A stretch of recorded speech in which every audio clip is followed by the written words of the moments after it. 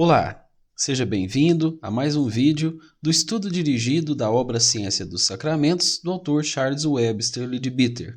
E aqui nós vamos ter uma abordagem didática sobre os fundamentos e princípios desse rito cristão.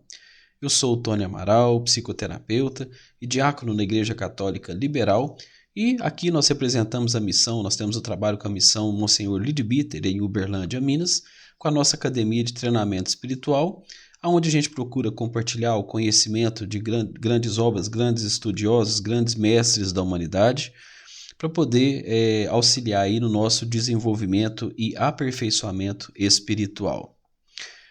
Nosso estudo dirigido, nós estamos aqui no capítulo 2 dessa obra. Nós estamos falando da Santa Eucaristia e esse é o nosso 23º vídeo. Essa nossa organização didática foi dividida em 5 etapas, nas quais as 2 primeiras, os ritos iniciais e a liturgia da palavra, nós já completamos. E agora nós estamos na 3ª etapa, esse 23º vídeo, nós vamos tratar do Orates Fratres. E aí é o seguinte, eu vou trazer, tem uma pequena parte que é o lavabo, que não está inserida aqui na nossa liturgia, na nossa divisão aqui, mas ela é um pequeno trechozinho que eu fiz questão de trazer porque ela faz parte do livro, né, da Ciência dos Sacramentos, mas ela não está descrita na liturgia simplificada, tá ok? E então as 5 etapas são essas: ritos iniciais, liturgia da palavra, a liturgia eucarística, que é onde nós nos encontramos.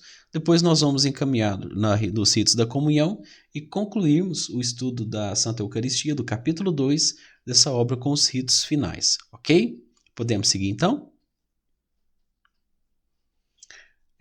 Como de costume na nossa abordagem didática, eu trago aqui uma imagem representando o momento, a cena. Esse vídeo é um vídeo que eu utilizo para o meu próprio treinamento. Se você é um seminarista que está fazendo o seminário na Igreja Católica Liberal, esse vídeo eu compartilho ele como uma forma de visualmente podermos aí enxergar. Eu fiz a legenda dele para auxiliar no estudo de quem tiver o interesse aí, tá bom? É um vídeo particular que eu uso, mas ele vai estar disponível aí para quem quiser fazer uso dele. Então esse é o momento do lavabo, o sacerdote está ali realizando a lavação das mãos e eu vou explicar brevemente, ele é muito curtinho, tá bom? O propósito do lavabo é limpar as mãos de qualquer partícula de pó que possa ter aderido a elas depois de tocar a bursa, o véu e o incensório. Bem, primeiramente vamos tomar aquele cuidado, vamos contextualizar que nós estamos, o Leadbeater, a construção dessa obra, ela está tratando de vibrações, mundos elementais, plano astral, diversos planos de consciência, diversas dimensões, ou seja, é um ritual de magia, certo? Então tudo aquilo que lida com energia, com substância, nada, absolutamente nenhum movimento, nenhuma palavra, nenhum gesto é feito aleatoriamente. Então qual que é o objetivo aí? É realmente purificar, e você vai ver que esse ritual ele tem um intuito de muita purificação, ele é muito simbólico. Eu vejo que um dos grandes valores da Igreja Católica Liberal é realmente trazer uma riqueza. Isso foi parte do processo e do projeto de trabalho do Monsenhor Leadbeater e do Monsenhor James Ingle Wedgwood na fundação e no redesenho da liturgia, exatamente para valorizar esses detalhes, né, que eles por causa da clarividência, por causa da jornada deles, eles realmente valorizaram muito esses detalhes. Ou seja, a Igreja Católica Liberal ela tem uma profundidade muito grande acerca dos pequenos detalhes, não que as outras denominações não tenham, mas em relação à ritualística do sacramento, a nossa ritualística é bem mais rica e bem mais mística, né? Então ela vai trazer aspectos místicos que são diferentes com o propósito, como o Monsenhor Leadbeater deixa claro nessa obra, que é de realmente a condução, tendo em vista a observação da clarividência, ele pôde observar como construir uma liturgia realmente que trabalhasse um aspecto mais eficiente e mais positivo na operação do sacramento, ok? Seguindo aqui no lavabo, como eu disse, é bem curtinho, tá? Naturalmente, isso está associado também com a ideia de uma purificação final completa do pensamento e sentimento antes de entrarmos no cânon, a parte mais sagrada do serviço. Então, aqui ele vai registrar realmente a importância desse processo enquanto símbolo, enquanto realmente representação e preparação para a mudança de estágios e de importância e gradação desse roteiro, ok? Então, o lavabo é isso, falei que ia ser curtinho, tá aí. E agora, dentro da liturgia da palavra da Santa Eucaristia, nós vamos fazer uma abordagem aqui sobre o Orate Frateris. Aqui está a cena também na qual o sacerdote ele já adota uma outra posição, certo? E aí nós vamos exemplificar, nós vamos detalhar aqui direitinho.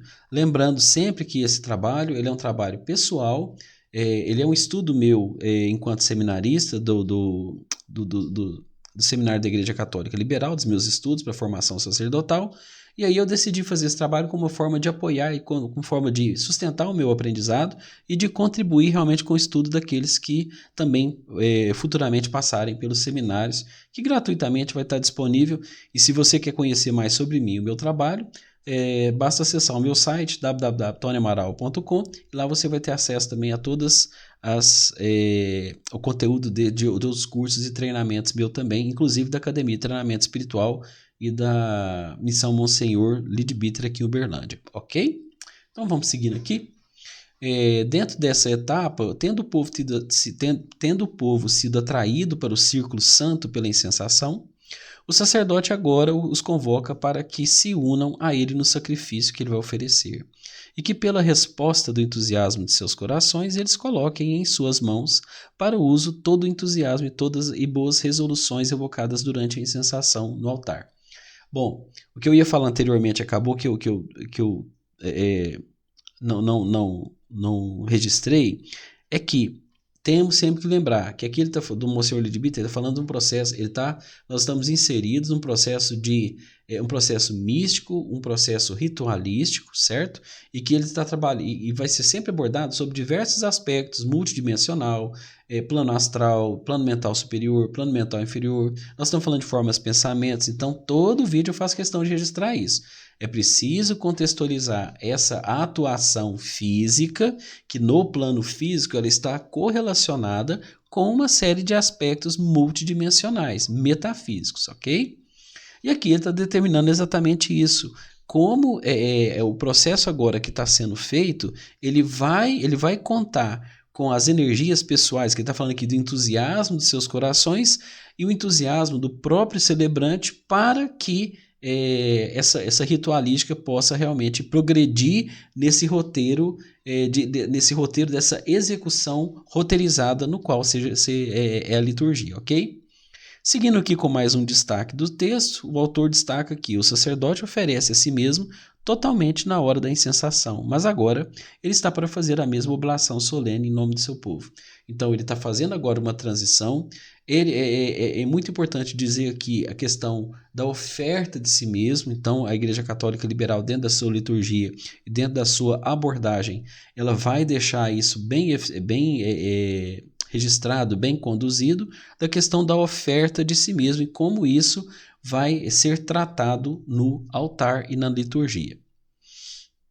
Seguindo aqui então, o autor destaca que para isso ele os une misticamente com o pão e o vinho, através de um forte esforço de sua vontade, enquanto faz o sinal da cruz e derrama nestes elementos toda a tremenda força que ele reuniu da sua congregação, para que eles possam ser não mais apenas símbolos da oblação de nós mesmos, nossas almas e nossos corpos, mas verdadeiramente os canais místicos daquele sacrifício. Bom, então aqui é importante, aqui ó, as palavras-chave, misticamente, essa união mística do pão e do vinho, ela vai trazer o quê? A vontade do celebrante, tudo isso para construir o quê? Através do sinal, ele vai construir um processo vibracional, um processo energético, um processo de conexão que tem aqui auxílios de seres elementais, seres angelicais, que vão organizar, inclusive, as formas, pensamentos, que nós já estamos aqui a gente já está com o edifício eucarístico no plano astral consolidado. Então aqui agora já é uma outra ritualística muito mais consistente para a realização realmente dessa comunhão. E aqui ele está falando para que os símbolos agora, eles não sejam, para que aqueles elementos, o pão e o vinho, já não sejam apenas como símbolos da oblação de nós mesmos, mas como que esses elementos agora eles possam ser canais místicos daquele sacrifício. E aqui a gente volta a reforçar que a visão de sacrifício na liturgia da Igreja Católica Liberal, ela sai daquela visão de martírio, dor, sofrimento e tortura, e aqui a gente está falando de sacrifício no nível de oferta, ok? Seguindo aqui, o autor complementa que quando ele faz isso, o sacerdote ele testifica que todos os seus esforços são inspirados pelo único desejo de fazer o trabalho para o qual Deus nos mandou o mundo.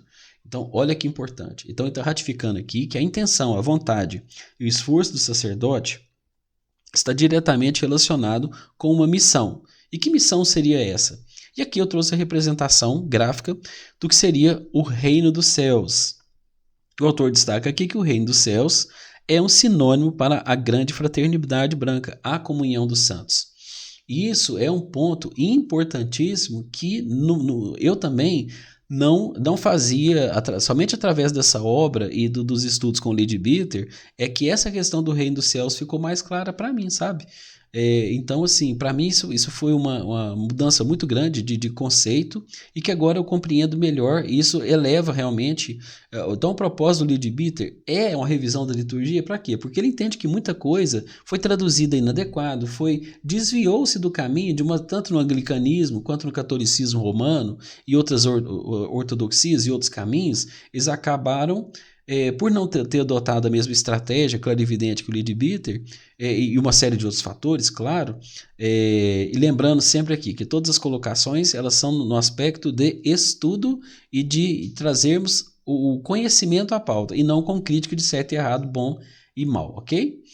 Então, falando aqui do reino dos céus, a comunhão dos santos, o autor vai explicar o seguinte: e assim, quando dizemos que nos oferecemos a fim de possamos ganhar o reino, não estamos fazendo nenhum esforço egoísta para a salvação pessoal. Esse é um ponto muito importante, que ele declara realmente que esse esforço é um esforço de cooperação e elevação, e não dentro daquela teologia da salvação, daquilo que é trazido dentro da igreja romana, né? Aqui a ideia não é essa, a busca não é por salvação pessoal. Mas estamos prometendo devotar nossas vidas para o objetivo pelo qual fomos enviados para cá, a conquista do adeptado ou santidade, o destino preparado desde o início para os que são fortes bastante para chegar lá. Ou seja, o nosso caminho é realmente imitarmos Cristo a ponto de nos tornarmos santos. Esse é o nosso objetivo aqui enquanto almas, enquanto seres encarnados. Essa também é uma grande diferença, o objetivo da reformulação da liturgia proposta pelo Leadbeater e pelo James Ingold Wedgwood. Ok? Então é isso. A gente conclui mais essa etapa da jornada aqui, tá bom? E aí eu agradeço a você por ter caminhado comigo. Lembrando que nós estamos sempre disponíveis para comentários, desde que sempre muito respeitosos, voltados aí à construção do conhecimento, comentários, dicas, e com certeza eu agradeço você pela oportunidade de aprender e servir compartilhando esse conteúdo com vocês, ok? Um abraço e até o próximo trabalho. Tchau!